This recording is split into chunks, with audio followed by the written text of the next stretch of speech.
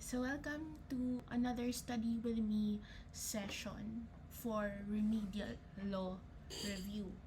So yung gagawin natin dito, since magsa-start na tayo sa Rules of Court, sa Criminal Procedure is, babasahin ko muna tong caudal, yung buong Rule 110, lahat ng sections therein. So, verbatim lang nabasa. Kasi, diba, it's a study with me thing, so that's the first thing that I would do.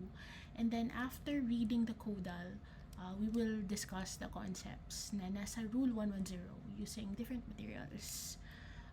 Different materials I have access to, such as sent by the reviewers and class notes from my different professors and more. Tapos yung last nating gagawin is bar questions ulit, just like the previous video. Okay. So, Rule 110. Basa-basa lang to. So, Rule 110. Prosecution of offenses. Section 1. Institution of criminal actions. Criminal actions shall be instituted as follows. For offenses where a preliminary investigation is required pursuant to Section 1 of Rule 112, by filing the complaint with the proper officer for the purpose of conducting the requisite preliminary investigation. For all other offenses, by filing the complaint or information directly with the municipal trial courts and municipal circuit trial courts, or the complaint with the Office of the Prosecutor. In Manila and other chartered cities, the complaint shall be filed with the Office of the Prosecutor unless otherwise provided in their charters.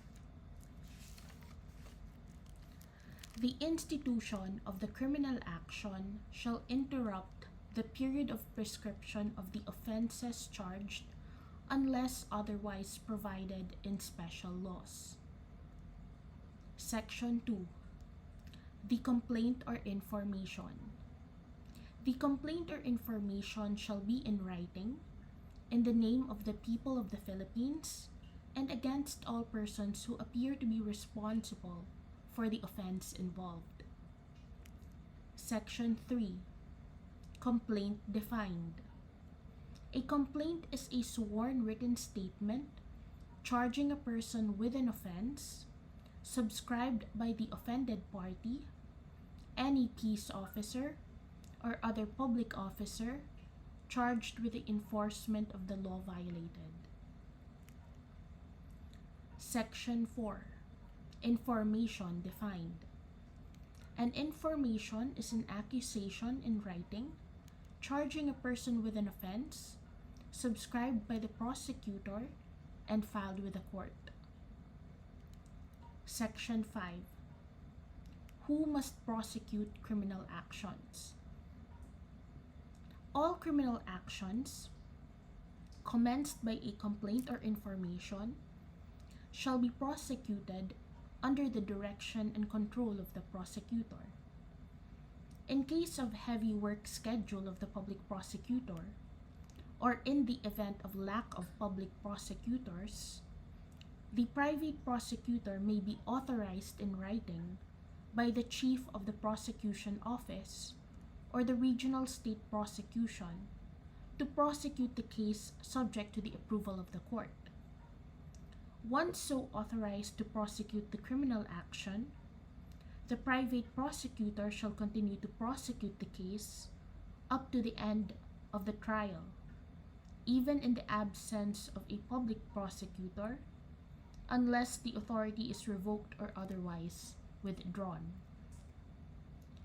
The crimes of adultery and concubinage shall not be prosecuted except upon a complaint filed by the offended spouse.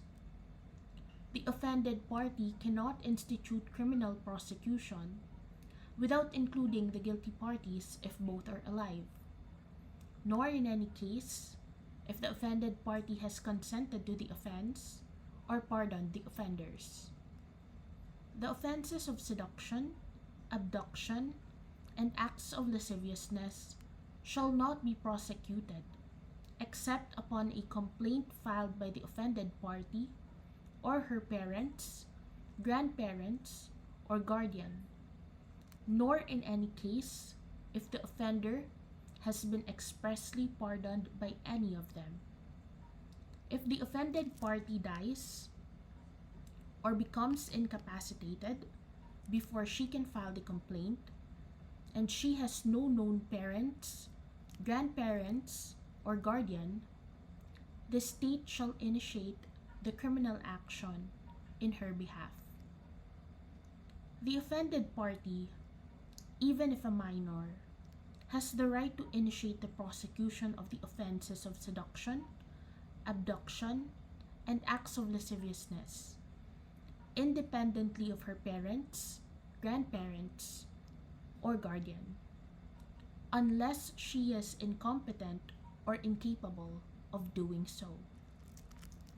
Where the offended party, who is a minor, fails to file the complaint, her parents, grandparents, or guardian may file the same.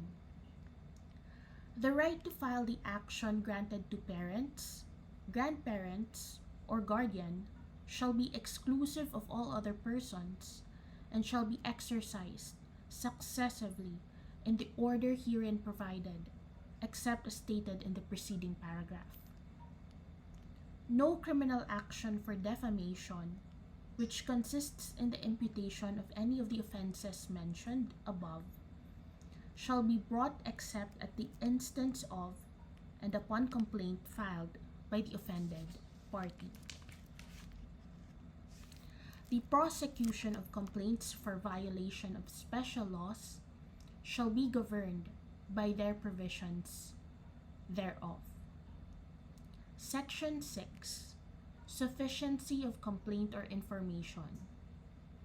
A complaint or information is sufficient if it states the name of the accused, the designation of the offense given by the statute, the acts or omissions complained of as constituting the offense, the name of the offended party, the approximate date of the commission of the offense, and the place where the offense was committed. When an offense is committed by more than one person, all of them shall be included in the complaint or information. Section 7. Name of the accused. The complaint or information must state the name and surname of the accused, or any appellation or nickname by which he has been or is known. If his name cannot be ascertained, he must be described under a fictitious name with a statement that his true name is unknown. If the true name of the accused is thereafter disclosed by him or appears in some other manner to the court, such true name shall be inserted in the complaint or information and record. Section 8. Designation of the offense. The complaint or information shall state the designation of the offense given by the statute, aver the acts or omissions constituting the offense, and specify its qualifying and aggravating circumstances. If there is no designation of the offense, reference shall be made to the section or subsection of the statute punishing it.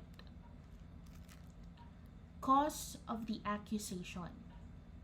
The acts or omissions complained of as constituting the offense in the qualifying and aggravating circumstances must be stated in ordinary and concise language, and not necessarily in the language used in the statute, but in terms sufficient to enable a person of common understanding to know what offense is being charged, as well as its qualifying and aggravating circumstances, and for the court to pronounce judgment. Place of commission of the offense. Section 10. The complaint or information is sufficient if it can be understood from its allegations that the offense was committed or some of its essential ingredients occurred at some place within the jurisdiction of the court, unless the particular place where it was committed constitutes an essential element of the offense charged or is necessary for its identification.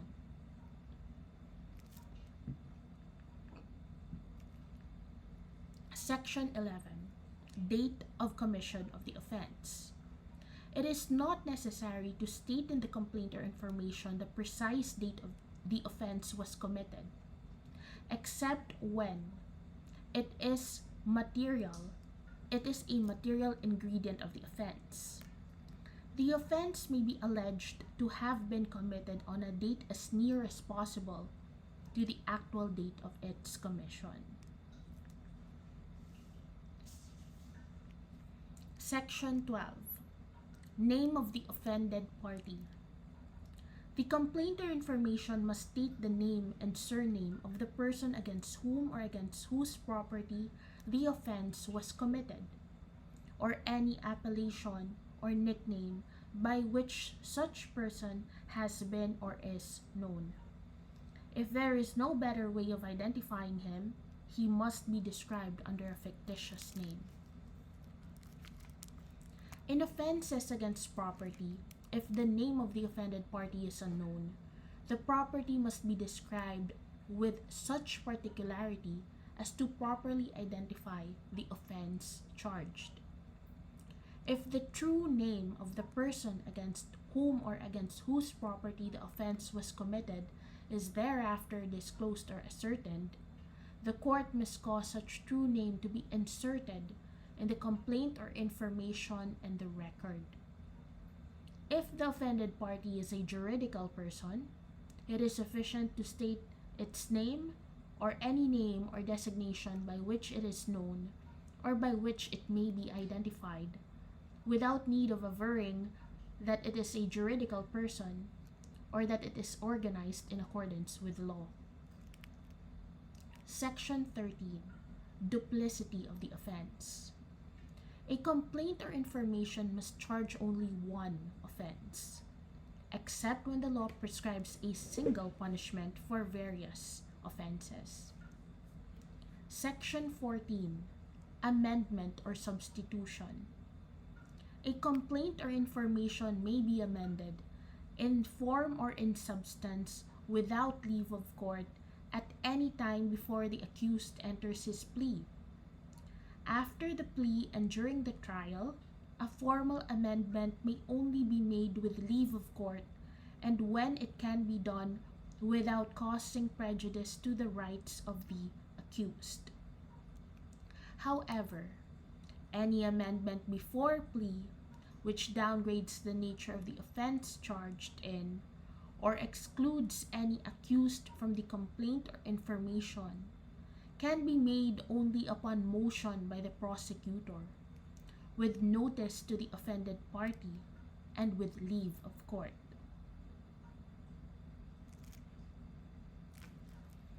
The court shall state its reasons in resolving the motion, and copies of its order shall be furnished all parties, especially the offended party.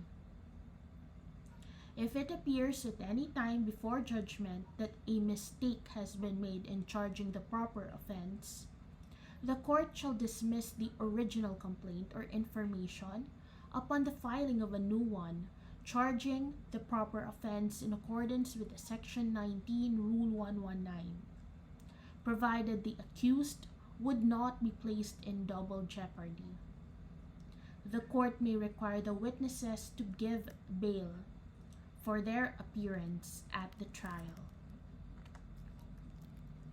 Section 15. Place where action is to be instituted.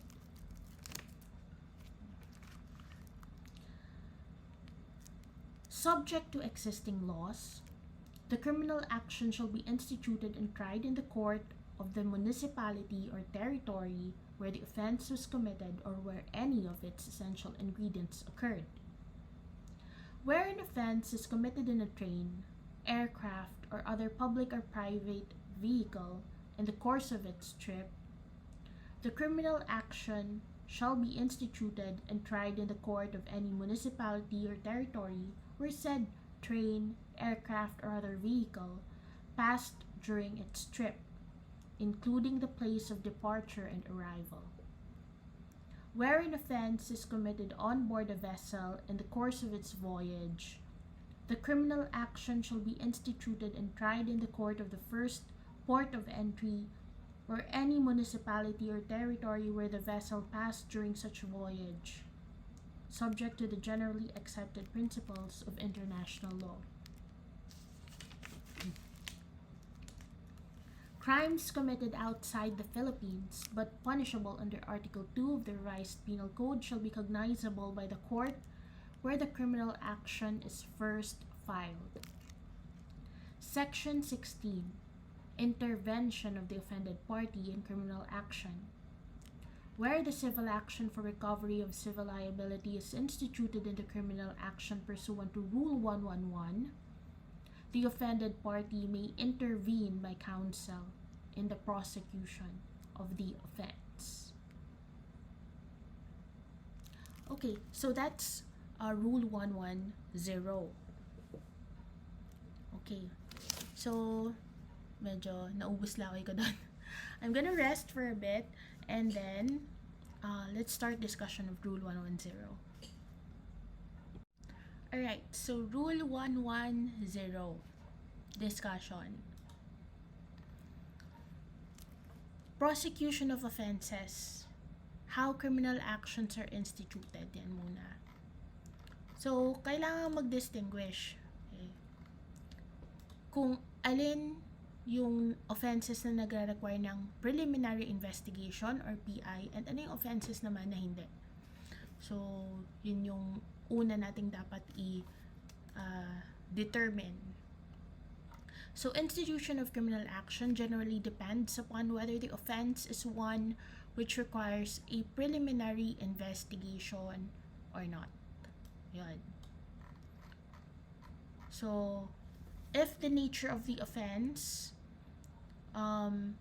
if the offense prescribes a penalty of imprisonment of at least, okay, at least, meaning pag equal dito, okay lang.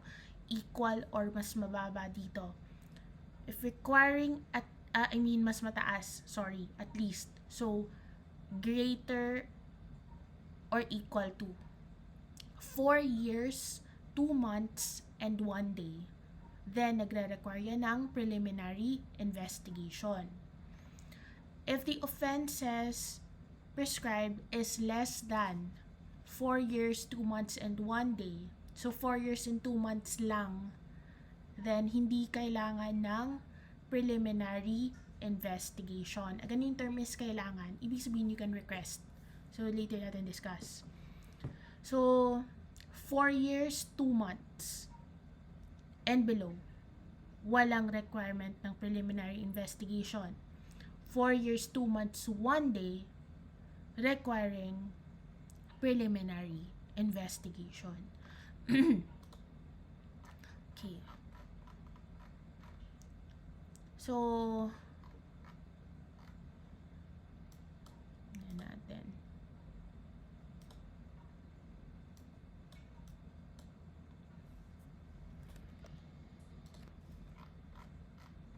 Pasensya na pag mabagal, nagmumultiple kasi ako materials. So, kailangan that for offenses where preliminary investigation is required, okay, by filing, paano yung process? By filing the complaint with the proper officer for the purpose of conducting the said requisite preliminary investigation. So, the proper officer refers to officers authorized to conduct the requisite preliminary investigation. So, sino-sino sila? You have provincial or city prosecutors and other officers as may be authorized by law. Their authority to conduct preliminary investigation shall include all crimes cognizable by the proper court in their respective territorial jurisdiction. Okay.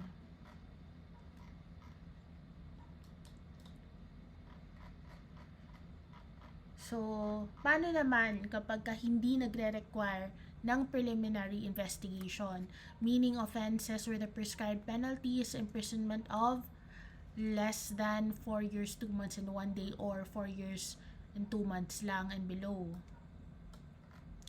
So, the way you institute it is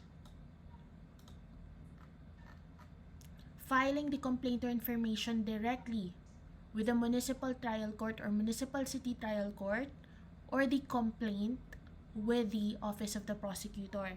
Complaint or information sa MTC or MCTC dahil iba yung complaints information pag information, which is dinefine na dito sa 110 kanina, diba? Information is an accusation in writing charging a person with an offense subscribed by the prosecutor and filed with the court.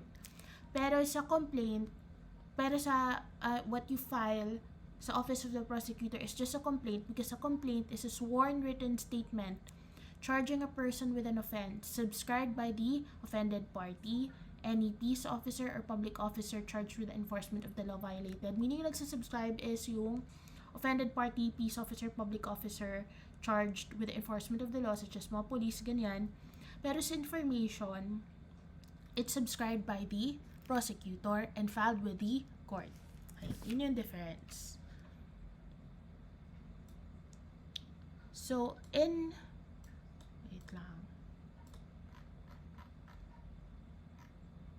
cities, the complaint shall be filed only with the office of the prosecutor.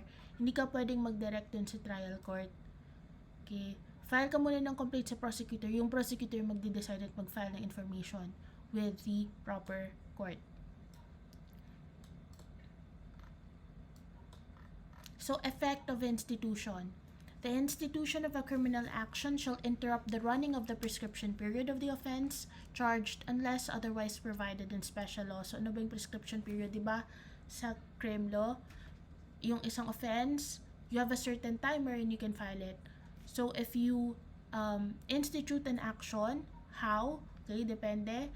If it's an action that requires preliminary investigation, then what you do is you file it with the proper, filing the complaint with the proper officer or PI.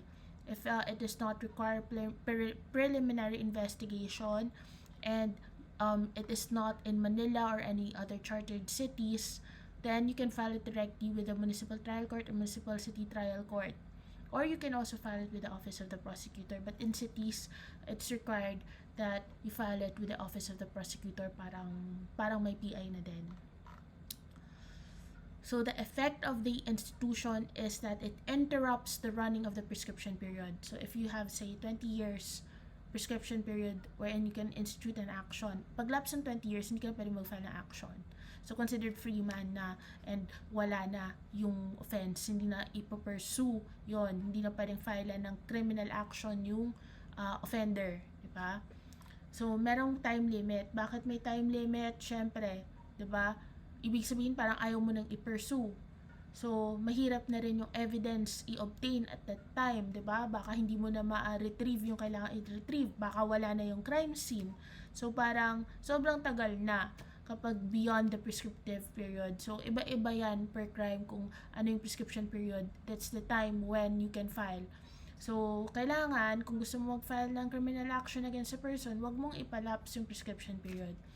So, habang nagra-run yan, pag naubos yan, yung time wherein you can file, wala na, 'di ba?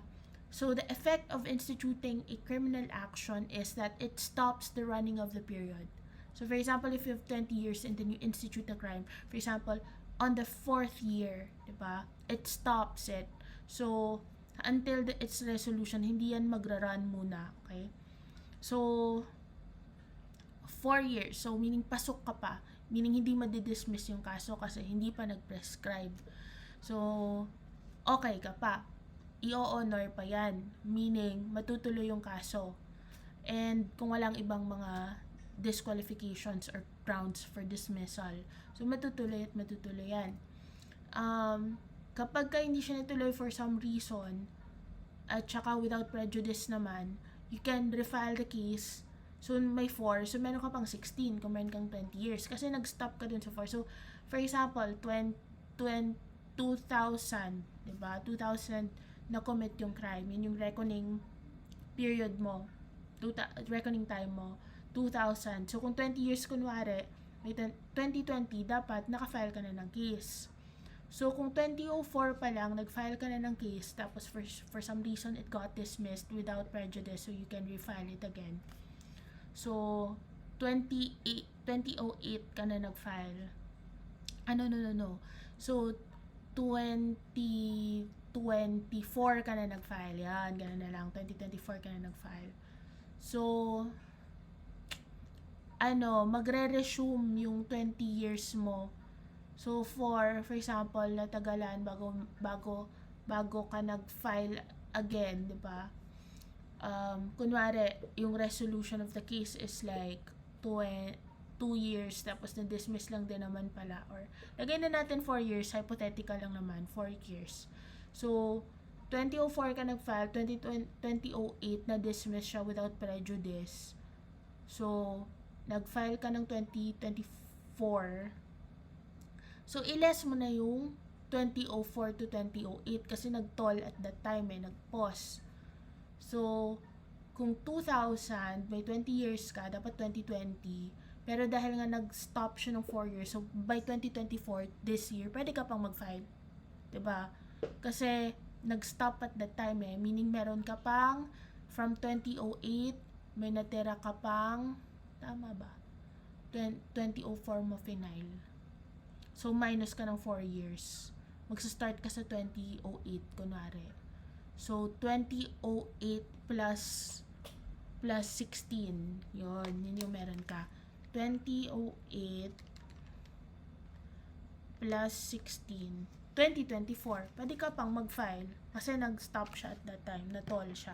Hypothetical lang yung mga ginamit kong period. Pero yun yung point. Na yung effect ng institution is nasa-stop yung prescription period. So, falling under the authority of the lupon. Okay. Wait lang. Nakalimutan pa ba ako na discussion tungkol sa effect? Yun naman There's suspension of prescriptive periods for violation of special laws. There's no distinction between cases under the RPC and those covered with special laws with respect to the interruption of the period of prescription. In cases involving special laws, the Supreme Court has held that the institution of proceedings for preliminary investigation against the accused interrupts the period of prescription. Filing of the complaint with the prosecutor's office already tolls the running of the prescriptive period, even if the offense is for violation of a special law. The phrase proceedings in Section 2 of Act Number 3326, by which prescription is interrupted, should be deemed to refer to proceedings judicial or executive in character. So, suspension of prescriptive periods for violations of ordinances. Meanwhile, for ordinances in case of Saldivia versus Reyes, the Supreme Court held that the proceedings referred to in Section 2 of Act Number 3326, which is violation of municipal or city ordinances, are judicial proceedings, which necessitates the filing of the complaint or information with the proper court. The running of the prescriptive period shall be stayed on the date the case is actually filed in court and not on any day before that. Under Section 9 of the Rules and Summary Procedure, the complaint or information shall be filed directly in court without need of a prior preliminary examination or preliminary investigation.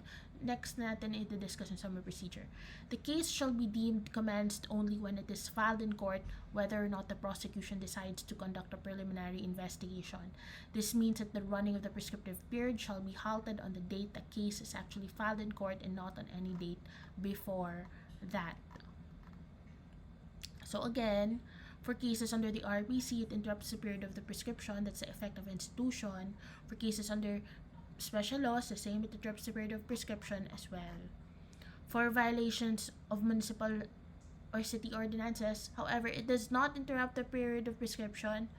Period of prescription is interrupted only when the complaint information is filed in court.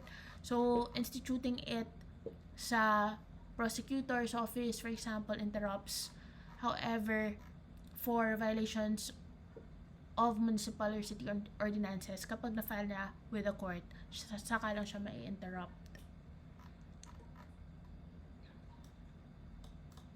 Okay. So, ano pa? Okay na ba? Okay na tayo sa interruption of prescriptive period. Ano pa yung pwede nating sabihin dyan? On the basis of INSEC versus Interport Resources Corporation, on the basis of Section 53.1 of the SRC, securities and something, code, securities and, oh my god, regulations. Ano ba yung SRC ulit? Yeah, securities regulation code. Why did I doubt myself? I'm about to take the bar. So, in Section 53.1 of the Securities and Regulations Code, the SC held that the filing of the complaint with the SEC, Securities and Exchange Commission, for violation of the SRC initiated the criminal prosecution and thus interrupted the running of the prescriptive period for offenses. So, kahit sa quasi judicial bodies mo siya i-file, it still interrupts. Panggiton versus DOJ, the word proceedings in Section 2 of Act No. 3326, by which prescription is interrupted, should be deemed to refer to proceedings both judicial or executive in character. So, prosecution for BB22, which is a violation of a special law, is interrupted upon filing of complaint with the prosecutor. So, sa Saldivia, ito yung dapat sa court. Prescriptive period for violation of RA 7877 or anti-sexual harassment law is told upon the filing of the complaint with the ombudsman. This is, of course, against a public officer. Alright.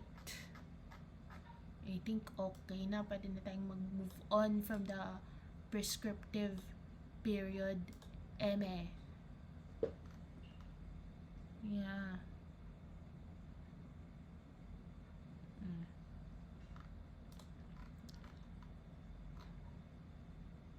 So now let's go to the lupon.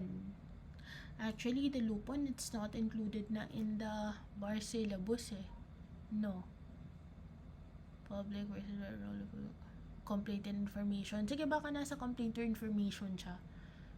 Or, yeah. I-ano na lang din natin. No stones left unturned. Pero stick lang tayo sa syllabus. Pero I think this could be, say, part of it. So, falling under the authority of the lupon while the dispute is under mediation, conciliation, or arbitration, the prescriptive periods shall be interrupted upon the filing of the complaint with the punong barangay. However, the interruption shall not exceed 60 days from filing of complaint with the punong barangay. The prescriptive period shall resume upon receipt of the complainant of the complaint or certificate of repudiation or yung certification ng lupon na mag-file ng action, yung recommendation nila na i-take this to the court kasi hindi na-resolve at the barangay level. So, ano ba yung jurisdiction na lang din ng lupon? Pag-usapan na lang natin. Offenses punishable by imprisonment not exceeding 1 year or a fine not exceeding 5,000 pesos. And where the parties actually reside in the same city or municipality. However, may exception yan. I think if like adjacent, yung barangays, they adjoin each other. And then, the parties reside in different cities or municipalities pero parang magkatabi yung barangay, and that there is an agreement sa party that they will settle it sa that particular lupon. So, pwede yon. Ano pa? Yon. Ano yung mga bawal na case sa lupon? Okay, na-resolve at the barangay level muna. Kapag walang private offended party, kapag public officials yung involved, kapag one party is the government, for example, or any subdivision thereof, if one is a one of the parties is a public officer or employee, and the dispute relates to relating to the official functions of such public officer or if the accused is already in police custody or detention, di ba? Hindi mo napapabarangay yun kasi nahuli na eh. Inaresto. Okay. So, pwede na ba tayo mag-move on sa prescriptive periods?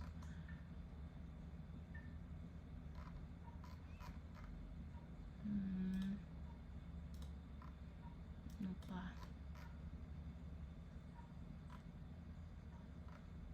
Okay, discuss na din natin muna. Paano pag yung prosecutor hindi nag-file ng information? What are the remedies? Okay. What are the remedies? Pasok yan kasi nasa syllabus rule of public prosecutor. So, you take up the matter with the Secretary of Justice in accordance with the revised administrative code with the President in special cases, or you can lodge a new complaint before the court having jurisdiction over the offense, provided na walang double jeopardy, of course. Institute administrative charges against the erring prosecutor. File criminal action against the prosecutor under the RPC for negligence to prosecute or tolerance of the crime. Diba? Merong ganyang crime sa RPC. File civil action for damages. It's also possible for the failure of the prosecutor to render service because public official din siya eh.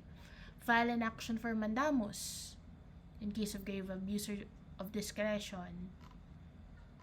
But note that the writ of mandamus is not available to control discretion. It is a matter of discretion on the part of the prosecutor to determine if persons responsible to determine if an offense should be charged against another. Pero yun ka, pwede kang magmandamus kapag merong kasamang nireklamo mo grave abuse of discretion amounting to lack or excessive jurisdiction. And if the moment he is found to have abused his discretion, then ayun, he will be compelled by mandamus. Siyempre, meron ding administrative charges against him. Baka madisbar pa nga siya eh. Depende. So, ask for a special prosecutor. That's also a possible remedy. So, can you issue an injunction to restrain criminal prosecution? As a general rule, no. Criminal prosecutions may not be restrained or stayed by injunction, preliminary or final. The reason being public interest requires that criminal acts be immediately investigated and prosecuted for the protection of society. Kasi again, crimes, public yan in nature. So, yung offended party nagiging witness lang yan. The exceptions wherein injunction may be proper or may be entertained is to afford adequate protection to the constitutional rights of the accused when necessary for the orderly administration of justice or to avoid oppression or multiplicity of actions when there is a prejudicial question which is sub judice. Kailangan mo na i-resolve yung prejudicial question bago mo ma-resolve yung case. So, medyo i-pause mo muna yung proceedings or yung criminal action. Kailangan mo muna i-determine yung civil or yung isang prejudicial question before mo malalaman if proper mag-file ng case against him. May kailangan ka munang i-resolve. When the acts of the officer without or in excess of authority, when the prosecution is under an invalid law, ordinance, or regulation, when double jeopardy is clearly apparent, when the court had no jurisdiction over the offense, when it is a case of persecution rather than prosecution, when the charges are manifestly false, motivated by lust for vengeance, when there is clearly no prima facie case against the accused and a motion to quash on that ground has been denied, and to prevent the threatened and lawful arrest of the petitioners. So, pag unconstitutional, yon, kapag may personal motivations, hindi fair, not acting with justice yung prosecutor, then or yung pag-file ng case, then pwede yung injunction. Okay? Constitutional rights, of course, kasama dyan yung double jeopardy.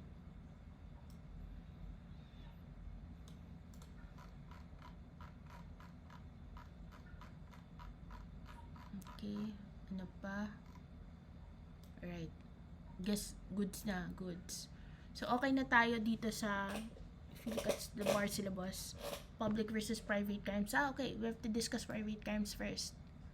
So, private crimes, ito yung may mga certain crimes considered private, although crime public pa rin pero sinasabing private crimes kasi kailangan mo yung consent ng certain persons or kailangan mag-subscribe ng certain persons na to before a case will be filed. So, these crimes, yung private crimes na to, these crimes cannot be prosecuted de officio. So, yung crimes ito are adultery, concubinage, seduction, abduction, acts of lasciviousness, and defamation. Ako hindi ako nag-mnemonics, yung mga letters. Makakalimutan ko pa yan But that's just me. But if it works for you, then it works for you. Pero sa akin, the way I would memorize this is, iniintindi ko, sino ba? Okay. So, asawa ka, spouse ka. Kailangan yung consent mo sa adultery and concubinage. Ano ba yung mga crimes involving married couples? Adultery and concubinage lang naman So, adultery and concubinage. Ano pa yung parang mga nakakahiya? Na parang, yung purpose kasi nito, bakit hindi ma-prosecute the official is dahil parang you'd rather suffer in silence than undergo the humiliation of going into public trial, diba? So, itatago mo na lang, titiisin mo na lang, parang ganon. Ayaw mo maging witness. Kasi kapag ka-offended party ka sa crimes, parang witness ka So, yun. Yung mga parang kabastusan or kalaswaan, yun. Except rape, kasi public na talaga yun. Public crime, hindi na siya private crime. So, seduction, abduction, acts of lasciviousness, yun. Tapos yung next one is defamation, kahihiyan, diba? So, yun lang naman, isipin mo, kung ano yung mga magdadala ng kahihiyan kapag final mo yung kaso. Adultery, concubinage, ayaw mo malaman ng lahat na nag-cheat sa yung asawa mo, diba? Nakakahiya. Seduction, abduction, acts of lasciviousness, ayaw mo sabihin minanyak ka. Defamation, ayaw mong ipagkalat lalo, pagchismisan ka pa na may nag-defame sa'yo, diba? Baka imbis na itry mong itago yung issue, mas marami pang makaalam. So, yun. So, sa adultery and concubinage, kailangan ng subscription ng offended spouse. So, pero yung file and ultimately yung prosecutor yung file sa court. Seduction, abduction, acts of lasciviousness, minors, kailangan subscription nila, even if, kahit sila lang, diba? Kahit meron pa silang parents, grandparents, or guardians. They can on their own, even if they are minors. Parents, grandparents, guardians. Yun, in that order. So, they can also file on behalf of the minor. The state can file only if the offended party dies or becomes incapacitated before a complaint is filed, or ayaw niya mag-file and wala rin siyang parents, grandparents, or guardian. So, parang yung state yung magiging parent, grandparent, or guardian niya. So, defamation naman yung offended party. Sa adultery and concubinage, kapag yung offended spouse will decide mag-file ng kaso dun sa asawa niya, hindi pwedeng dun sa kabit lang. Kailangan dalawa. Must include both guilty parties if both alive. So, kailangan sigurado siya dun. Hindi nga pwedeng sabihin, yung kabit lang yung kakasuhan ko, or yung asawa lang kakasuhan ko. Yung kabit at yung asawa talaga. Both. So, kung i-forgive niya, dapat yung dalawa din yung i-forgive niya. Okay, must not have consented to the offense or pardoned the offenders. Yung difference ng consent at pardon. Consent is prior Like, bababae ako, I'm gonna commit adultery or concubinage, I'm gonna live with someone under the same roof, ganyan. Sige. Yung sabi ng asawa. Bawal ka nang reklamo, pumayag ka Para siyang, prior pardon. Extend mo na beforehand, napabait mo naman. Pardon naman kapag tapos na, tapos pinatawad mo. So, requirement din dito is, since spouse nga, dapat may subsisting marriage at the time, valid marriage. So, yung, yung abduction, seduction, acts of lasciviousness, para mag-prosper, dapat din na hindi rin na pardon. Okay. Yung consent din pa sa pardon. Yan. Defamation. Basta defamation, okay na yan. Okay. Events that may occur after the filing of the case. Death of the offended party. Death after the filing of complaint would not deprive the court of jurisdiction. Why? Kasi the offended party, as mentioned before, witness lang yan. Desistance by the offended party does not bar the people of the Philippines from prosecuting the criminal action, but it operates as a waiver of the right to pursue civil indemnity. Pardon by the offended party, as a general rule, does not extinguish criminal action, but the civil liability with regard to the interest of the injured party is extinguished by his express waiver. So, yun. Exception is seduction, abduction, acts of lasciviousness. Hindi siya ipoprosecute kapag na-pardon. Same with adultery and concubinage. Pardon must be done, as a general rule, before the filing of the criminal complaint. Yung rape, public crime siya. Pero pwede yung pardon sa rape. How? If you marry the offender. If the victim marries the offender. Marriage between the offender and the offended party would be effective as pardon. Kahit na the offender has been serving the sentence already. Kahit na guilty na daw sa serving the sentence. So, mapapalaya siya.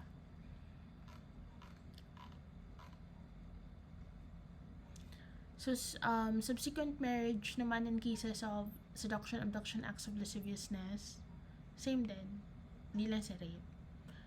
It will extinguish the criminal action or remit the penalty already imposed upon him. What happens sa mga co-principals, accomplices, ganyan, accessories? Same, madadamay sila doon sa pardon. Okay.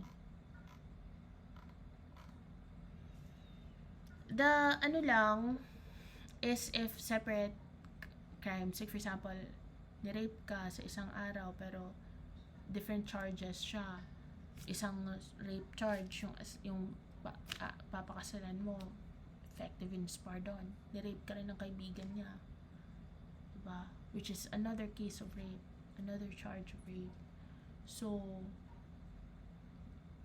you're forgiving only the first one. But it does not extend. Pag sabi natin parang co-principal, conspirator, ganyan, sa same act. Diba? Yun. Pero pag separate, of course, ibang usapan. Hindi mag-extend yung pardon doon.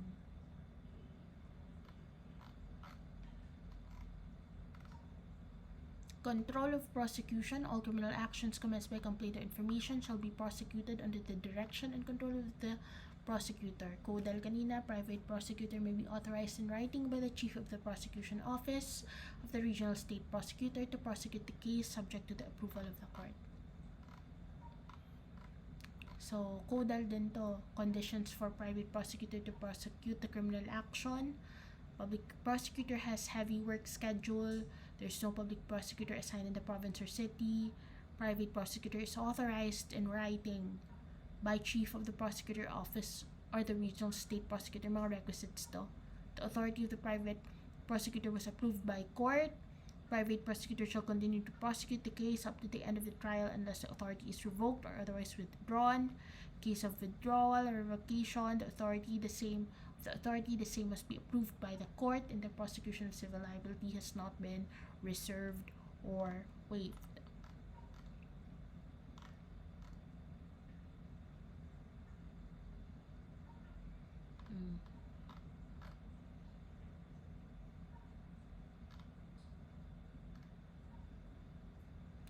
So, cases naman on behalf of the Republic of the Philippines, Solgen. So, Solgen yung nagre-represent sa government, Republic of the Philippines, the state, before the Supreme Court and CA. So, appeals or petitions for certiorari filed by the private offended parties without the consent or conformity of the OSG will be dismissed for lack of legal standing or personality.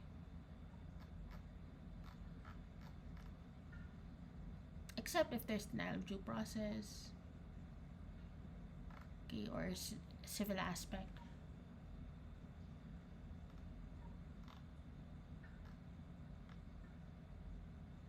So the Office of the Ombudsman through the Special Prosecutor shall represent the people of the Philippines except in cases filed pursuant to EO 12-14-14A. Ito yung mga ill-gotten wealth yata or something sa PCGG.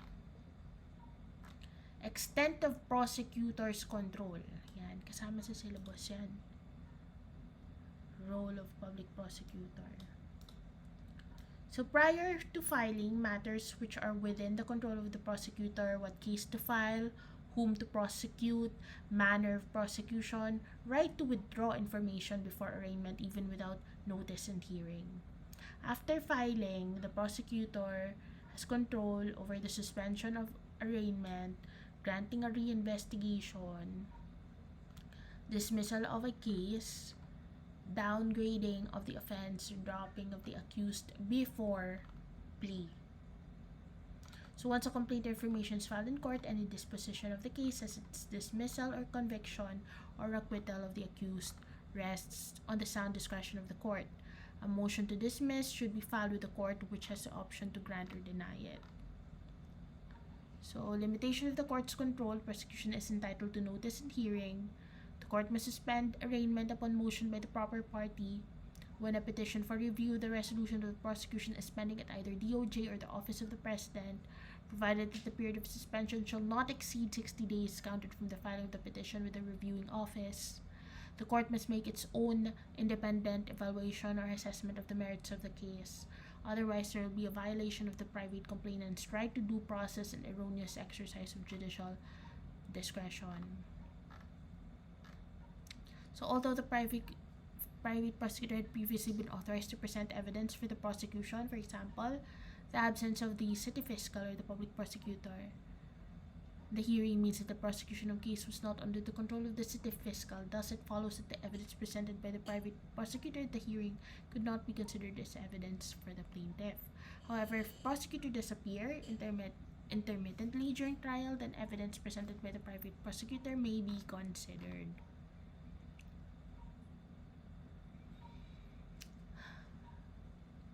So note that OCA Circular number 3902, Section 5, Rule 110 is amended by Administrative Matter number 02-7-07-SC. However, in MTCs or MCTCs, when the prosecutor assigned thereto and to the case is not available, the offended party, any peace officer or public officer charged with enforcement of the law violated, may prosecute the case. This authority shall cease upon actual intervention of the prosecutor upon elevation of the case to the RTC.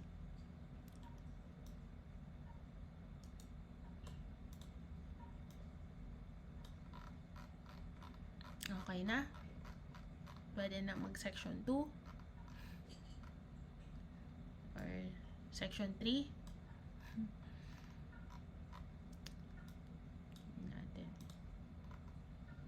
Section 2 and 3, pwede na yata. Pero papahinga muna ako. So now let's discuss complaint. Okay. Yun yung next sa syllabus eh. Complaint is a sworn statement charging a person with an offense subscribed by the offended party, any peace officer or public officer charged with the enforcement of the law violated. So the complaint is defined under Section 3, which is different from information. So, codal yan, na-discuss natin kanina. And iba yung complaint sa Section 3 sa complaint filed sa prosecutor's office. Yung filed sa prosecutor's office na complaint, it's for purposes of preliminary investigation. Yung complaint naman na sinasabi sa na definition is for commencement of criminal action for violation of a crime. So yan basta information galing sa prosecutor, subscribed by the prosecutor. Yung complaint naman subscribed by pwedeng private offended party, public officer, peace officer. pwedeng complaint i-file mo sa Office of the Prosecutor for purposes of preliminary investigation. Pwede naman na mag-file ka directly ng complaint sa MTC, di ba? May ganon. So, yon usually complaint filed by the offended party for private crimes, yun yung cognizable sa MTC. Nagsusubscribe sila doon kasi those complaints, diba, private crimes, they cannot be prosecuted de officio. So what are the requisites of a complaint? First, it must be subscribed by the offended party or any peace officer or public officer charged with the enforcement of the law violated. Second, it must charge a person with an offense. It must be made under oath. It must be in writing, and it must be in the name of the people of the Philippines kasi nga public yung crime. A complaint presented by a private person when not sworn to by him is not necessarily void. The want of an oath is a mere defect of form which does not affect the substantial rights of the defendant on the merits. Such being the case, it is not permissible to set aside a judgment just because hindi na subscribe or hindi under oath. But of course, it has to be in writing. Walang complaint na verbal. Okay? The complaint for purposes of preliminary investigation, yung filed sa prosecutor's office, is any written complaint filed by an offended party or pwedeng hindi, pwedeng peace officer, public officer, pero hindi kailangan under oath. Except in a complaint for commission of an offense which cannot be prosecuted de officio, which is, again, tignan natin, maalala natin, adultery, concubinage, abduction, seduction, acts of lasciviousness, and defamation. So, offenses which cannot be prosecuted de officio are those crimes, the institution of which a sworn written complaint is required, as where the offense is private in nature, where the law requires that it is to be started by a complaint sworn to by the offended party, or when it pertains to those which need to be enforced by specified public officers. So, yon. Ano pa? Ito pa tungkol sa complaint.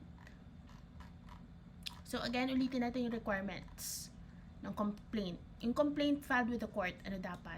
Okay? Dapat, complaint must be subscribed by the offended party or peace officer or public officer. Hindi kailangan yung offended party. Pwede kasing nag-ano siya sa police eh. Tapos yung police na mismo. That's fine. And dapat yung complaint must charge a person with an offense.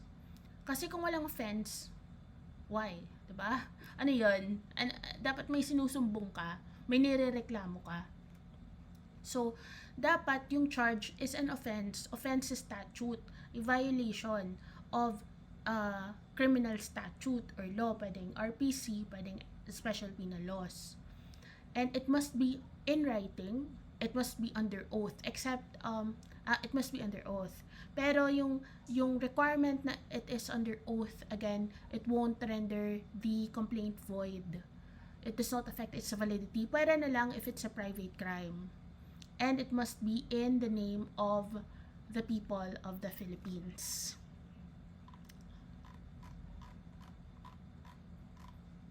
Okay. So, again, yung complaint sa Section 3 ng Rule 110 is one directly filed in court. This is if no preliminary investigation is required in a municipality. So, kailan ba walang preliminary investigation required? If the offense charge is punishable by imprisonment of less than 4 years, 2 months, and 1 day. So, 4 years, 2 months, and 4 years, 2 months, and below, di ba? Not more than, walang preliminary investigation if not less than, if it is 4 years, 2 months, and 1 day or less, or not more than 4 years, 2 months. Kasi kapag ka, okay, ulitin natin. Hindi kailangan ng preliminary investigation if if the offense charged is punishable by imprisonment of less than 4 years, 2 months, and 1 day. So, 4 years, 2 months, and below. Kapag ka 4 years, 2 months, and 1 day and up, kailangan ng preliminary investigation. And of course, kailangan na sa municipality kasi kapag city or chartered city yan, kailangan ng preliminary investigation. Anong difference? Kapag wala ng preliminary investigation, you can file it directly with the court. So, warrantless arrest under Section 5 of Rule 113 and no inquest prosecutor is available allows for a complaint to be directly filed in court by the offended party or peace officer. So, yun. Yung private crimes, na-explain ko na, kailangan talagang under oath siya. And balikan natin, may requirements pag private crimes, ba dapat hindi pinardon, hindi nag-consent, yun. And yung mga tao na kailangan. So, pag adultery and concubinage, again, dapat yung spouse, dapat kasal sila, subsisting yung marriage, dapat against both the offenders, if alive, and dapat hindi nag-consent or hindi nag-pardon. Kapag abduction, seduction, and acts of lasciviousness naman, minor, or kung hindi yung minor, yung parent, grandparent, or guardian in that order on behalf of the minor, or the state if yung minor hindi nag-institute, or hindi na nagka-opportunity to institute, say namatay, or walang parent, grandparent, or guardian, then the state on behalf of such minor. And pag defamation naman, wala naman any other requirement.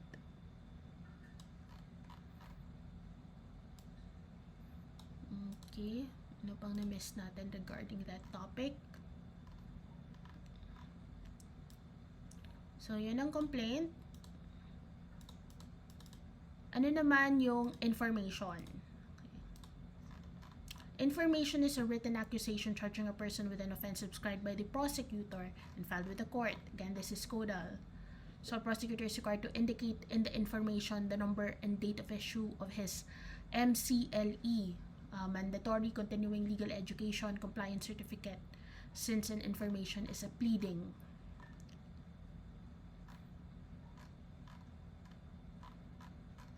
Okay. Ano pa? About information. Before tayo pumunta sa who must prosecute. Okay. So, yun. Yun na naman. I think na-discuss na natin with sufficiency. Oh my God.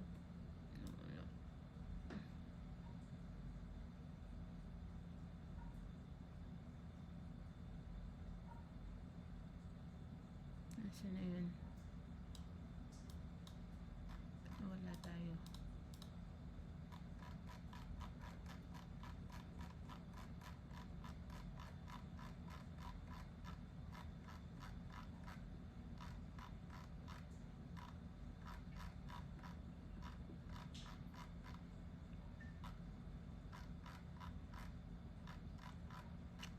Okay na siguro. Siguro requisites ng information. Kasi sa Bar Syllabus, complaint and information sections 1 to 4. Yun yung next eh. So, information. Sige. Yung information, of course, it must be in writing. It must charge a person with an offense. It must be subscribed by the prosecutor and must be filed in court. Yan. So, effect of an infirmity in the information, it constitutes a jurisdictional defect actually. An infirmity in the information, such as lack of authority of the officer signing it, cannot be cured by silence, acquiescence, or even by express consent. So, distinguish yung complaint at information. So, baka lumabas yung ganito. Again, as to subscription, sa complaint, sino? Offended party, public officer, or peace officer in charge with enforcement of the law violated. Sa information, subscribe by the prosecutor. Kapag ka private crimes, kailangan din i-subscribe ng offended party, as mentioned. Tapos, yan. Saan fina-file? Sa complaint, pwedeng sa court directly kapag hindi kailangan ng PI, or kapag warrantless arrests, or file sa prosecutor's office. Yung ano naman, yung information, file lang talaga yun sa court. Necessity of oath. So, sa complaint, kailangan under oath. Pero again, hindi niya i-render na invalid yung complaint kapag wala palang oath, kapag may ganong defect. Not unless na lang kapag private crime. Yun talaga kailangan under oath talaga yun. Kapag information, hindi kailangan under oath kasi the fiscal is considered to be already under oath by virtue of his office. As to scope, when you say complaint, it refers to felonies that cannot be prosecuted de officio usually. Information, usually public crimes. So, ayun. Yun yung complaint at information.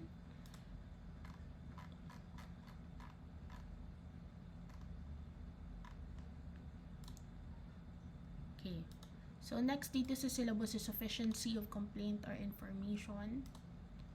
Yun natin.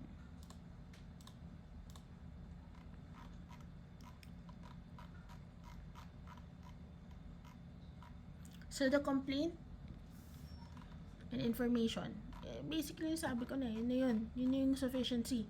Yung mga oath and writing, ganyan. A complaint or information is sufficient if it states, okay, first, name and surname of the accused, or any appellation or nickname by which he is known or had been known. When an offense is committed by more than one person, then all of them shall be included in the complaint or information. Next is, diba, it must state the offense charged of, designation of the offense, yung pangalan niya as given by the statute. Third is the acts and omissions complained of as constituting the offense. Kasama yun sa charge.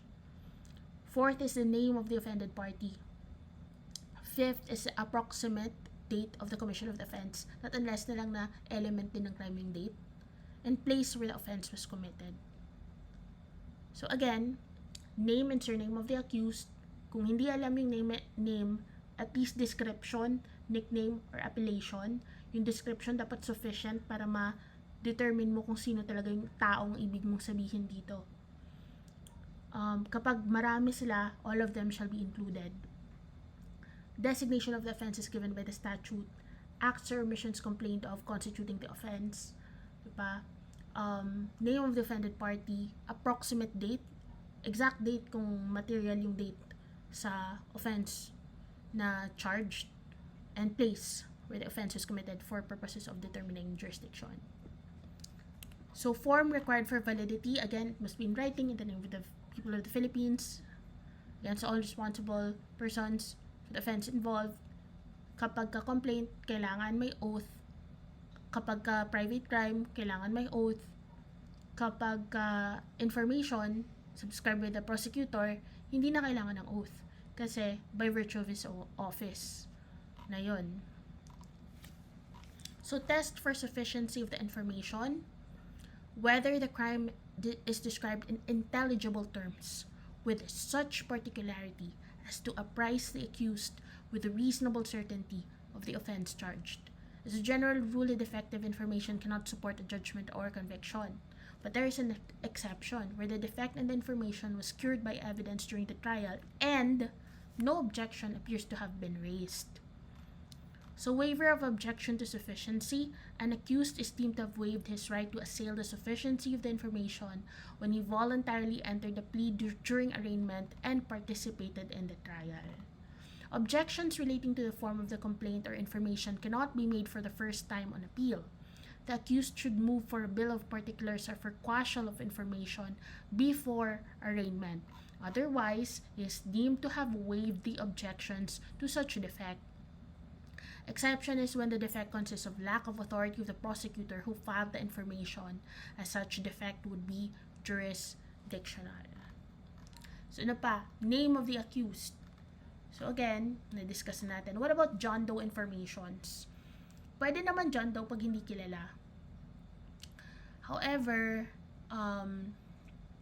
dapat it should sufficiently describe the accused, especially kapag may arrest warrant. Otherwise, it's void. So, what happens if there is a mistake in the name of the accused? Mistake does not necessarily amount to mistaking the identity of the accused, especially when sufficient evidence is adduced to show that the accused is pointed to as one of the perpetrators of the crime. Designation of the offense. The designation of the offense given by the statute must be stated in the complaint or information with the averment of acts and omissions constituting the offense. Kasi yun yung pinuprove mo eh, yung elements. And the attendant qualifying and aggravating circumstances, if any. If there is no designation of the offense, reference shall be made to the section or subsection of the statute punishing it. So, specific acts of the accused do not have to be described in detail, but there must be enough description. There must be sufficient particularity. So, dapat na-understand ng akusado kung ano yung fina-file sa kanya and bakit siya fina-file na ganun, kung anong ginawa niya. An accused cannot be tried or convicted, for example, for estafa involving unfaithfulness or abuse of confidence if the information does not allege the fiduciary relationship between parties or transfer of judicial possession of property to the accused. The mere allegation information that the accused is a secretary or collector of the complainant does not create the relationship of confidence and intimacy required in qualified theft. Abuse of confidence for qualified theft must be grave. So this is in the case of Homel versus People. So, paano naman kapag mali pala yung designation? May offense pero hindi yun yung pangalan na nakasulat. Diba? Medyo syunga-syunga si nagkamali. Diba? So, it happens, guys. People make mistakes. So, magpa-prevail yung facts, acts, or omissions alleged. Hindi yung title, but the nature of the crime. So, pwede pa rin makonvict. Importante kung ano yung acts or omissions, kahit mali yung title ng statute. So, yun. Kaya importante din i-state yung acts and omissions complained of. Kasi if it constitutes an offense, then kung ano yung offense na nako-constitute nun, yun yung. So, over-reference to the section or subsection of the statute punishing the crime, what is controlling and determines the nature and character of the crime, charged with the facts alleged in the information.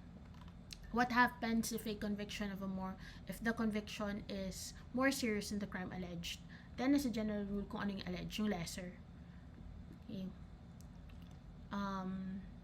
However, kung sa designation, accused may be convicted of a crime more serious than that named in the title if tama naman yung allegations, like for example sa acts and omissions na nakastate doon murder, tapos tinate rin yung qualifying circumstances, parang yung sinabi doon homicide, diba?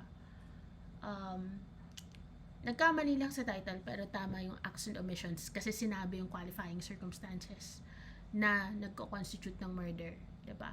So pwedeng sa murder siya kasi what is controlling is the acts and omissions na nakastate doon, yung allegations. Iba naman kapag for example,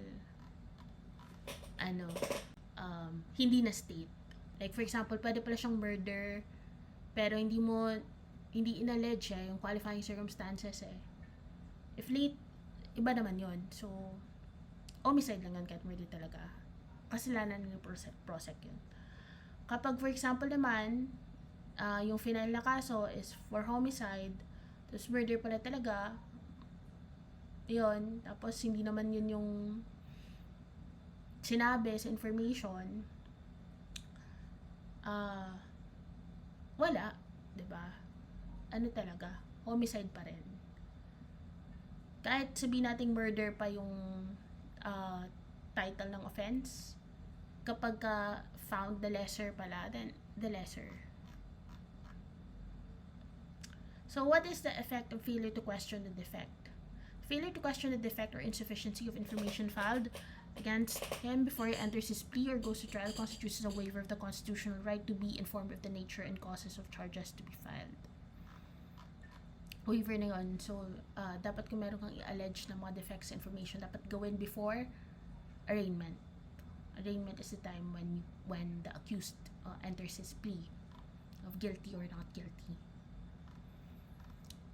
Any information which alleges that a qualifying or aggravating circumstance is present must state the ultimate facts relative to such circumstance. Otherwise, the information will be subject to a motion to quash.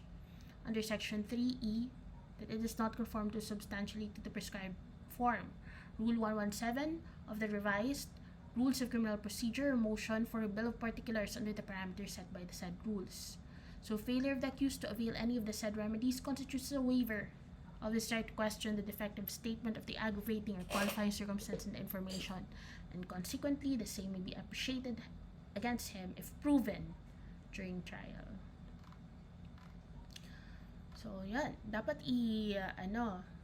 i-allege kung may mga defects or else para siyang waiver yung sufficiency of the complaint or information.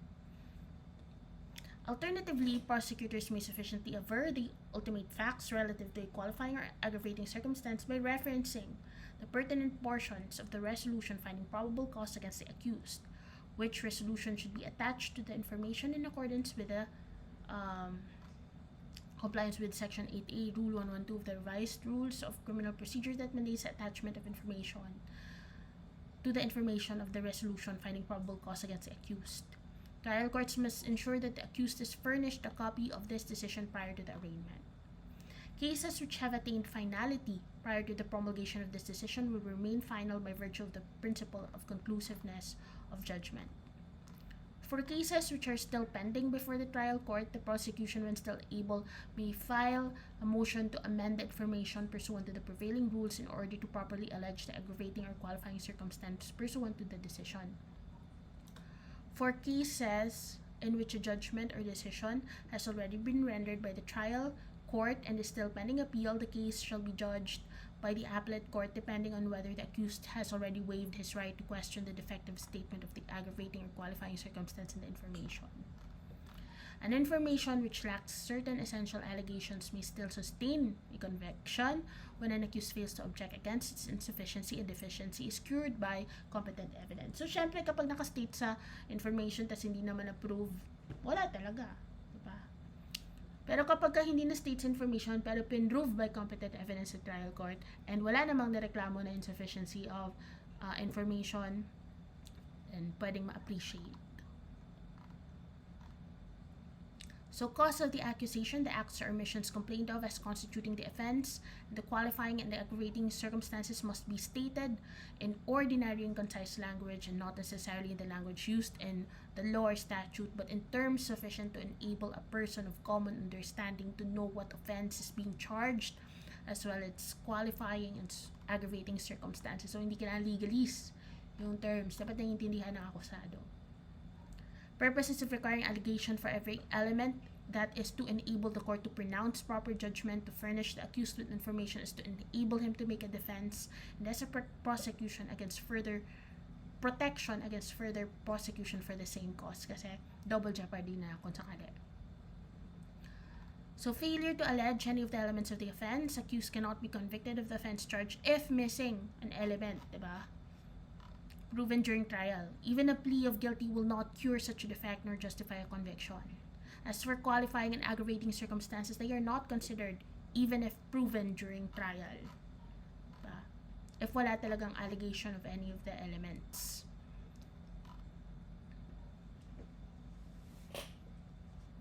So whenever an accused claims to be within the statutory exception, such as on negative averments, it is more logical and convenient that he should aver and prove the fact than that the prosecutor should anticipate such a defense and deny it.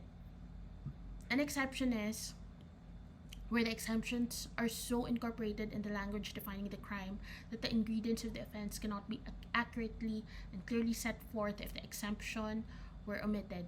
The indictment to be sufficient must show that the person charged does not fall within exemptions. So, how about habitual delinquency when is it alleged?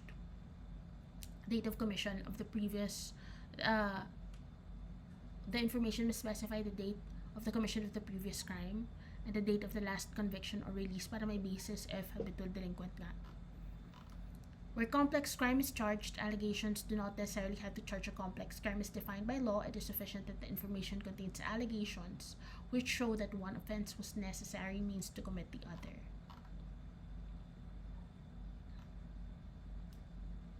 Alright? Ano pa yung pwede nating sabihin about that? Who must prosecute criminal actions? So, full discretion and control, again, public prosecutor. Tapos yung private prosecutor, of course, they can, as already discussed.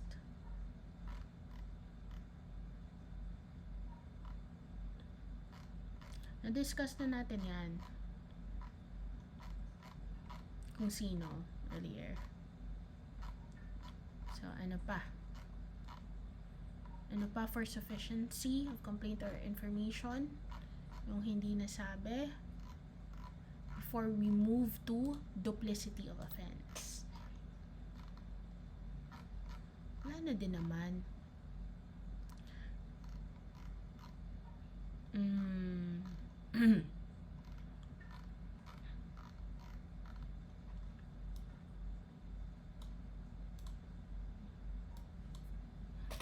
Let me check para no stones left unturned.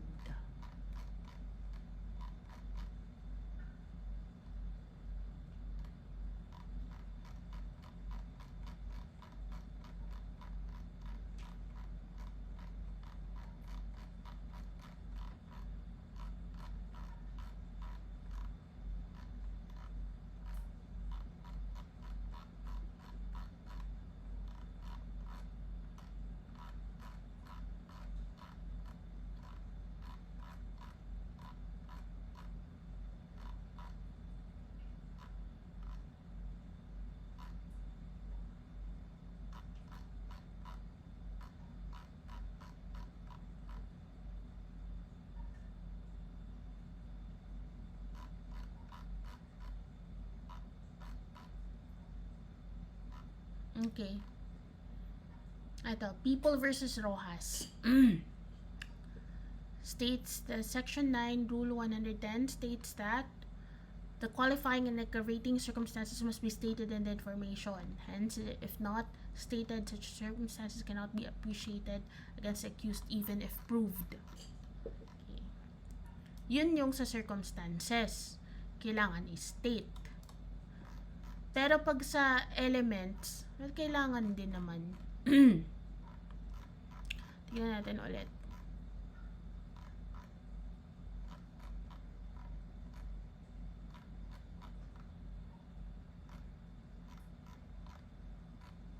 Again, yung title, hindi kailangan. Pero may waiver yan eh. May waiver. Yun yung question defect.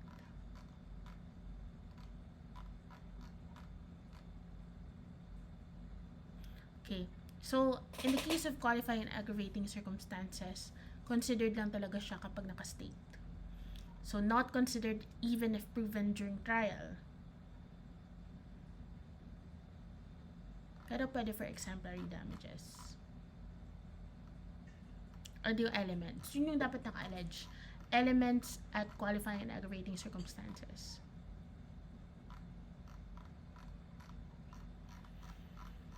As to the crime charge naman, yun, hindi kailangan ano yung title. Kung ano talaga yung nakadescribe doon na acts or omissions na nagko-constitute sa offense, then yun yung magpe-prevail. Okay, clear na? It's clear na. On my end, it seems clear. Anong hindi mo kailangan i-state? Hindi mo kailangan i-state yung tamang offense. As long as kompleto dyan sa acts or omissions complained of. Pero yung elements dapat i-state. Yung qualifying and aggravating circumstances dapat i-state.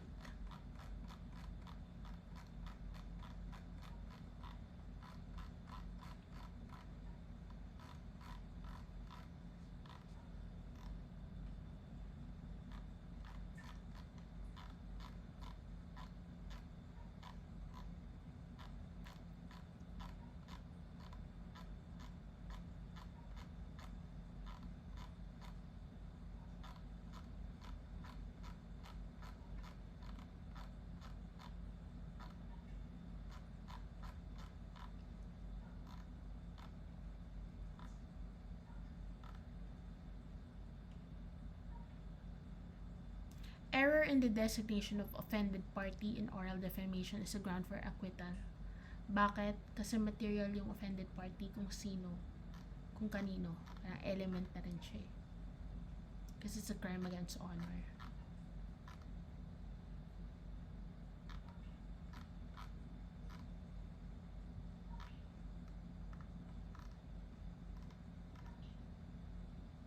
Kapag ka involving property, kapag hindi mo ba sinabi yung may-ari, fatal. General rule, no. But if the item or the property involved is generic and not identifiable, such as money, then it's fatal. Could result to acquittal. Pero pag specific or identifiable naman, like a warrant or a check, error in the designation of the offended party is immaterial.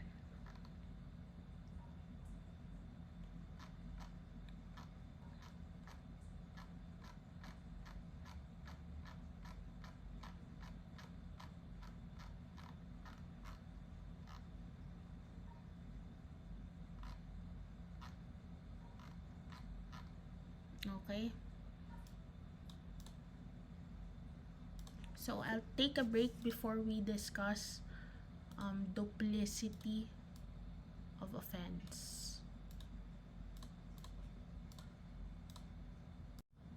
Okay, so duplicity of offense.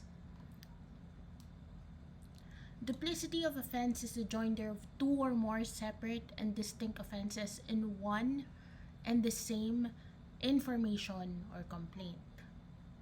Kasi as a general rule, a complaint or information must charge only one offense.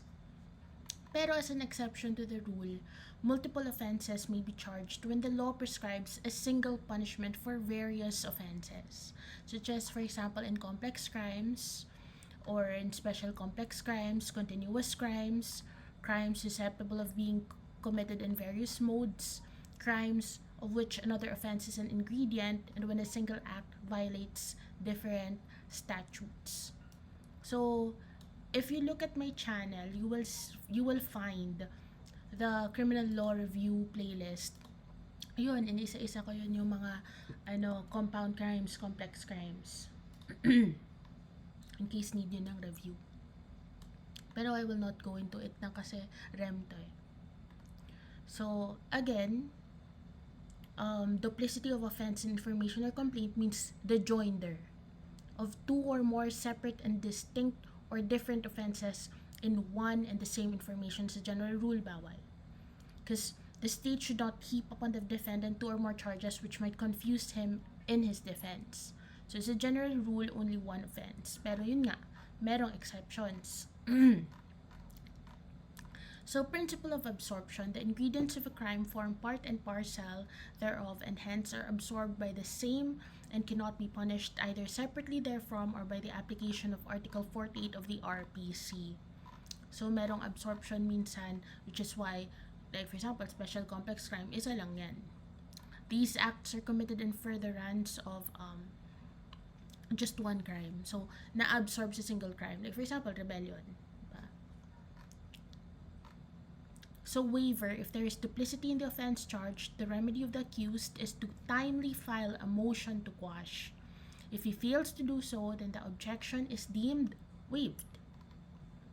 In which case, the accused may be tried and convicted for as many offenses charged and proved by the prosecution during the trial, and separate penalty for each offense shall be imposed. However, splitting of case is not allowed. A defendant should not be harassed with various prosecutions based on the same act by splitting the same into various charges, all emanating from the same law violated, when the prosecution could easily and well embody them in a single information.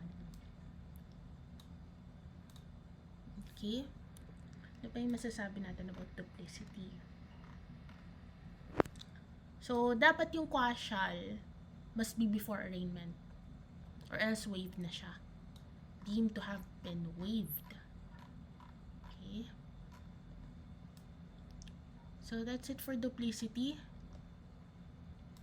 Okay. So, next is amendment or substitution of complaint or information. Okay.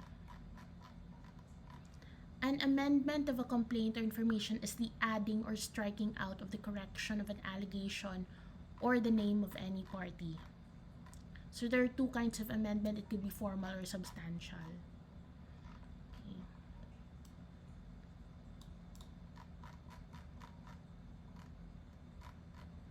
So a change, amendment is again a change in either the form or substance of the same offense and information. It is not a new charge.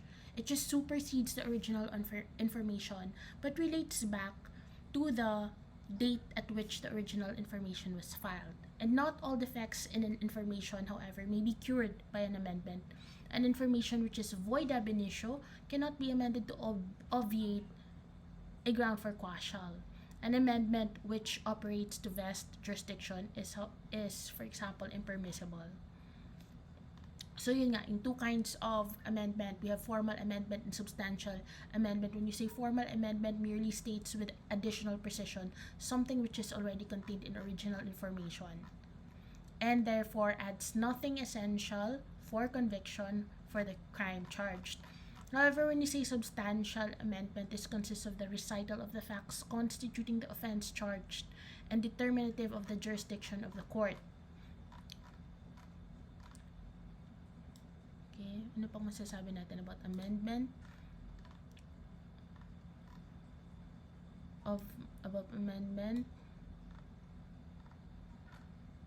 Okay. Formal instances when an amendment is merely formal.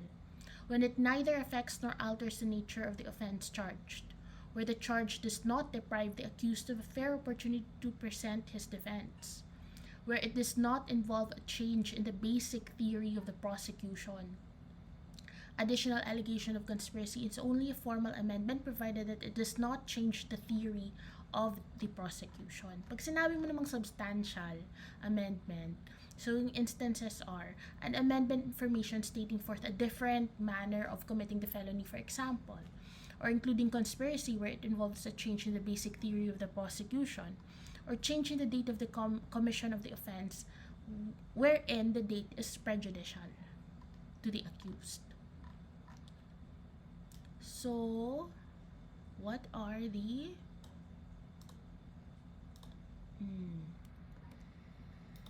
rules on amendment? So, before plea or arraignment, pwedeng mag-amendment, but as a general rule, any formal or substantial amendment made before the accused enters his plea may be done without leave of court. The exception is if the amendment downgrades the nature of the offense charged in or excludes any accused from the complaint or information, then it can be made only upon the motion of the prosecutor with notice to the offended party and with leave of court. So, formal man yan or substantial man yan, again, formal amendment, wala namang essential change.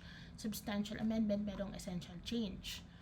So, as a general rule, pwedeng gawin basta before entering the plea, before the accused enters his plea. Except na lang if yung offense mag-iiba, magda-downgrade. Kasi syempre yung offended party, meron niyang sama ng loob sa accused diba? Yung victim. Kailangan bigyan siya ng notice. At kailangan yung prosecutor talaga yung mag-file muna ng motion and with leave of court. Paano pa pag sinasabi natin with leave of court? Leave of court. So when a judge gives permission to do something that is not usually allowed in court, that's leave of court.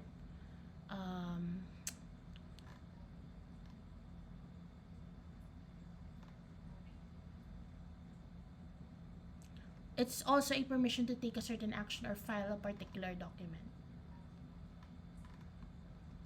So yun. You have to do something outside of court proceedings.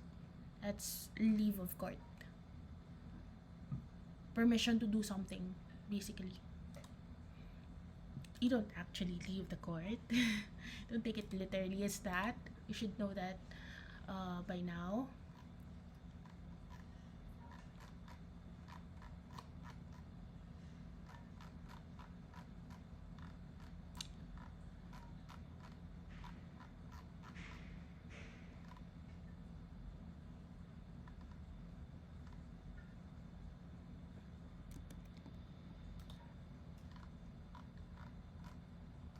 So,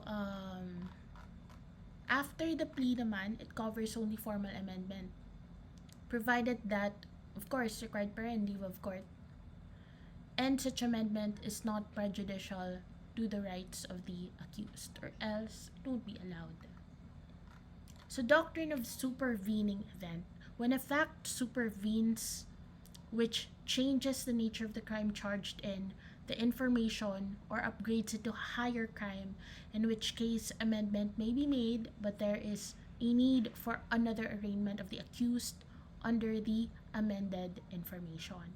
An amendment due to a supervening event is considered only as a formal amendment, as it did not adversely affect the substantial right of the appellant. So, example. X was accused of the crime of frustrated murder. Victim passed away after the information of frustrated murder was filed. The prosecution sought during trial to amend the information from frustrated to consummated murder. In this case, the supervening fact of the death of the victim was merely supplied to aid the trial court in determining the proper penalty of the crime. The amendment of the information was proper since there is no change in the prosecution's theory that the accused committed a felonious act with intent to kill the victim, nor does the amendment affect whatever defense the accused may originally have. Wala namang change eh. Mas mabigat lang yung penalty, pero yung elements, same pa rin. Yung kailangan i-prove, same pa rin. Yung possible defense mo, same pa rin. Test for propriety of amendment after plea. The test as to whether an amendment is only to form and an accused is not prejudiced by such amendment is whether or not defense under the information as it originally stood would be equally available after the arraignment is made, and whether or not any evidence which the accused might have would be equally applicable to the information in one form as in the other. If the answer is in the affirmative, the amendment is one of form and not of substance. Formal amendments after plea. So one illustration is an information was filed against the accused.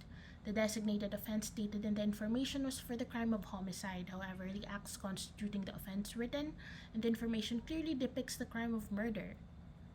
The accused enters his plea of not guilty. Can the prosecutor amend the designation of the offense and change it to murder? Yes, because it merely involves a formal amendment.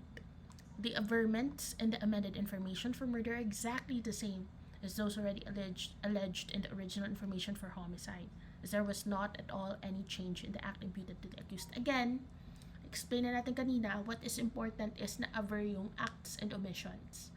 As long as yung elements andyan, regardless kung ano yung pangalan, yung controlling is yung acts constituting the offense. So, pwede. Yung hindi lang pwede is kapag walang element or tas magdadagdag ka later, di ba? Mag-iiba. Or yun, aggravating and circumstances or qualifying circumstances, dapat nilagay mo talaga para ma-appreciate siya. Pag hindi nalagay, then wala na, di ba? So, importante yung i-aver. So, kung homicide naman siya, pero yung title, tapos yung nakasulat is, yung description is murder talaga, tapos tinate mo rin yung qualifying circumstances, then, murder talaga siya. Yung mali lang is kapag iniba mo lang yung title, yung mali lang is, if hindi mo stinate yung acts and omissions constituting the offense, may kulang na element ka doon nasabi, or hindi mo dinagdag yung certain aggravating or qualifying circumstance, hindi mo siya pwedeng i-charge later kahit ma-prove mo pa na meron yan. Kailangan nakasulat sa information na nandoon yung element or nandoon yung circumstance.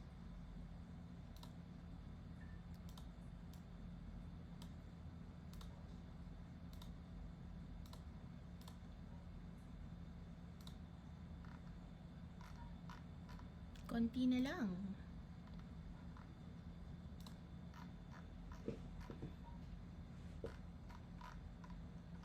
Kailangan ba natin i-discuss yung double jeopardy dito? Lagi natin na-discuss yun sa sa poly at saka sa crim.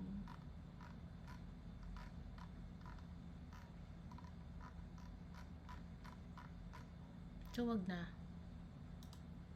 Alam naman natin yung double jeopardy Hindi naman tayo abot ng ganitong point kukuha ng bar kung yan tayo alam yung double jeopardy Pero sige, pasadahan na rin natin. Kasi medyo related naman siya. So, requisites to properly invoke the defense of double jeopardy. First jeopardy must have attached. First jeopardy must have been terminated, and there is second jeopardy. So, first jeopardy must have been attached, meaning a valid information was filed before a competent of a court of competent jurisdiction, and there was a valid arraignment and a valid plea has been entered. So, when terminated, yung first jeopardy, the accused has been acquitted or convicted, as the case may be, and the case was case was dismissed or otherwise terminated without his express consent. And there is a second jeopardy, which is yung bawal, if there is identity between the offense to the first and the second, it's the same offense or an attempt to commit the said offense or a frustration or just a stage of the said offense or any offense which necessarily includes the first offense charged and any offense which necessarily included in the first offense charged. Now, let's discuss substitution. Part din siya sa syllabus. Substitution, if it appears at any time before judgment that a mistake has been made in charging the proper offense, the court shall dismiss the original complaint or information upon the filing of a new one charging the proper offense, provided the accused shall not be placed in double jeopardy. So, yun. When it becomes manifest at any time before judgment na may mistake in charging the proper offense and the accused cannot be convicted of the offense charged or any other offense necessarily included therein, bawal siya. Wala na yung information na yun. Pero, for example, nakakulong na siya, diba? Hindi siya madi-discharge, andun pa rin siya, i-commit pa rin siya to answer to the proper defense. Pero i-dismiss yung original kasi wala na Pero, pwedeng i-substitute, diba? If walang reason to detain him, hindi siya pwedeng i-detain. Parang, gagawa ka ulit ng bago. Limitations of substitution at any time before judgment. The accused cannot be convicted of the offense charged or any other offense necessarily included therein, and the accused would not be placed in double jeopardy. So, ano yung kinaiba ng amendment at substitution? Sa amendment, same attempted frustrated necessarily includes or included offense. Sa substitution, different offense talaga. Sa amendment, formal or substantial. Sa substitution talagang substantial siya, kaya nga gagawa ka ng bagong information Sa amendment, before plea, hindi kailangan ng leave of court unless i-downgrade mo yung offense. So, kailangan mo ng consent na anong notice dun sa offended party. Kailangan talaga yung prosecutor yung gagawa with leave of court. Kapag ka-substitution, kailangan laging may leave of court. When amendment is only has to form, walang kailangan ng another preliminary investigation or taking the plea. Kapag substitution, kailangan talagang may PI kasi bago Accused has to plead anew. Sa amendment information refers to the same offense charged in the original information or to an offense which is included in the original charge. Can invoke double jeopardy. While sa substitution, different talaga offenses. So, walang double jeopardy. Hindi possible kasi magkaiba. Can be invoked sa amendment, double jeopardy can be used as a defense if the new information is a substantial amendment. It was done after plea. Sa substitution, walang double jeopardy na pwedeng invoke because it presupposes a new information. Okay. So, when the offense proved is less than the offense charged, the accused will be convicted of the offense proved. When the offense proved is greater than the offense charged, the accused will be convicted of the offense charged. When the offense proved is different and not and talagang iba, the case should be dismissed and a new information should be filed charging the proper offense. Okay.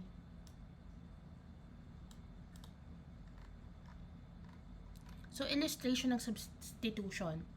A was charged with robbery and he entered in a plea of not guilty. During trial, prosecutor moved to substitute the information for crime of libel. Unrelated. Will the substitution prosper? Yes, because it does not violate the rule of double jeopardy. In substitution, the information containing the charge of the wrong crime should be dismissed.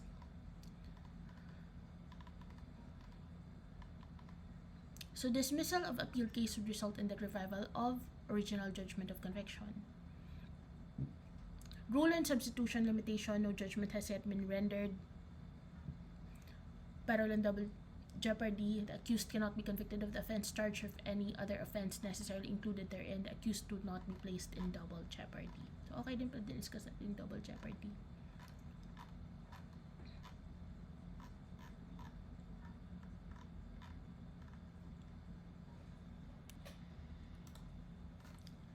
So again, before tayo mag-move sa venue, before plea, formal and substantial without leave, except na lang if downgrade. After plea, formal amendments lang yung pwede, bawal na yung substantial, and pag gagawa ng formal amendments with leave. Yan. Yun na yun. Yung kailangan tandaan. Kasing variance.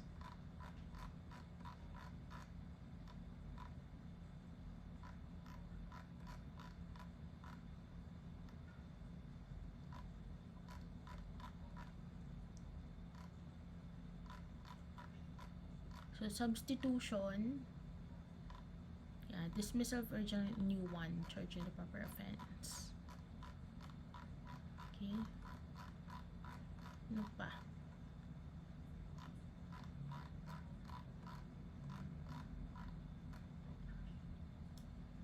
So, that's it for substitution, amendment to substitution. I'll just take a short break.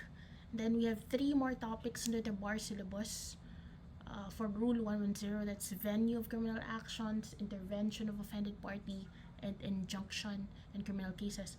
I think na-discuss natin yung injunction criminal cases, not allowed. Diba? Save for exceptions such as violation of constitutional rights, double jeopardy, if it's a case of persecution and prosecution, etc. Okay, so lapit na. Venue. Mabilis lang tong venue kasi ulit na lang to na-discuss natin yung venue eh. Basta, yung kailangang tandaan sa venue is it's jurisdictional in criminal actions as compared to civil actions where it isn't.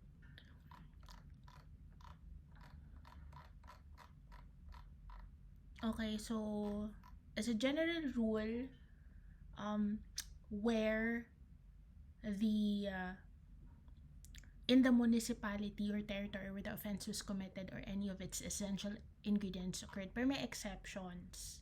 So exceptions, Article 2, diba? Extraterritorial yun, where first filed. Kapag in transit, such as in a train, aircraft, vehicle, or kung saan yung dinaanan niya in the course of the trip. Kapag vessel naman, in the course of its voyage, dun sa first port of entry, or kung saan yung municipality or territory saan siya dumaan din. Sa piracy, of course, kahit saan, parang extraterritorial where first filed.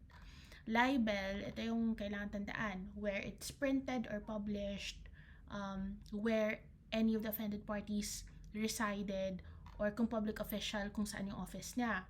So, merong case yan na parang cyber libel, diba? So, pwede ba kung saan in-access ng offended party yung libelous article? Hindi pwede kasi online, kahit saan i-access yun, it will open the floodgates to kahit saan na lang. So, mahirap. So, kung saan siguro publish or kung saan yung residence. Ano pa? BP22, kung saan na dishonor or kung saan in-issue. Ano pa? Tignan nyo na lang. Diba? Yun yung importante para sa akin eh. Illegal recruitment cases, saan yung elements of the crime, of course, general rule, or pwedeng kung saan yung residence. Basta mga continuing crimes kung saan, diba? Yung elements. Yun. Yun sa venue. Hindi ko na alam ano pa sasabihin ko sa venue. Kasi pagod na rin ako. Yun na naman importante sa venue eh. Natandaan. So now let's go to intervention of offended party. So an offended party has the right to intervene in the prosecution of a crime where the civil action for recovery of civil liability is instituted in the criminal action. So regardless of the intervention, the prosecution of the case is still subject to the control of the prosecutor. Exception is where from the nature of the crime and the law defining and punishing it, no civil liability arises in favor of a private offended party. Where from the nature of the offense, the private offended party is entitled to civil indemnity arising therefrom, but he has waived the same or expressly reserved his right to institute a separate civil action or already instituted such separate civil action. Yun. Yeah. Yun. Tingnan natin yung Bar Syllabus. Injunction. Alam na natin to. Na-discuss na to. Bawal. Sa general rule. Except if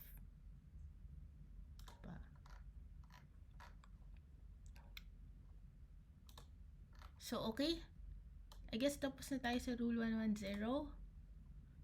Can finally call it a day. Hindi ko na kaya mag-Rule 111. Ayun. Good luck sa aral. Don't feel pressured sa ibang tao. I'm doing something unconventional din for my bar review. Like I'm recording YouTube videos, diba? What the hell? Not everyone does that. Yung iba nag-textbooks, first reading, second reading, third reading. I'm no expert, I'm gonna take it for the first time, but I was advised that, you just do you. Whatever works. So if listening to YouTube videos is your thing, go ahead. Diba? Baka auditory learner ka. If reading works for you, really have to read, okay. If you understand better sa textbooks, that's also fine. If you're okay with the reviewers, just make sure that the reviewers are tama. That's why when I use reviewers, I use multiple reviewers so that you can counter-check. May check and balance, diba? Kasi may mga typos dyan, mga kulang dyan, may mga iba-iba dyan. So for reviewers, I guess, I don't know, you could stick to one material as long as trusted mo. What else? If you're like me, that you're working while you were in law school, I actually resigned. So, yun, it's your choice. You could take a leave, you should resign. Pero I feel that should dedicate time to study by, latest is July. Dapat resign ka na by June. And, ano pa ba? That's it. Yeah, yun. Ako, I already resigned. And it's a risk, not having employment, not having the usual financial stability and freedom, but I'm prepared to risk it for the bar, hoping to take it just one time. If not, then it's not and it'll be all. Maybe it's a lack of preparation on my part, pero still have time eh. Let's not think of the negative and let's just focus on doing what you can while we still have time. And yun, whatever works for you. If you still need to work, then just it doesn't mean that you can't do what other people do. That doesn't mean now mas mababa yung chances of passing the bar. Again, we've all studied for ilang years our law subjects, and review is just a refresh. And if you feel that you're really not ready, there's no shame in taking it at a later time wherein you feel more confident. It's really up to you. Our journey is different, diba? Iba-iba. So just don't feel pressure. Just keep calm, kasi I was told that the bar exam is really a psychological battle, if anything. It's impossible to really study everything. That's why, even if I'm still awake right now, I'm not gonna push and study Rule 111. Gonna put it off. And the next day, we do what we can. So, yeah. Good luck and God bless to all of us. Bye.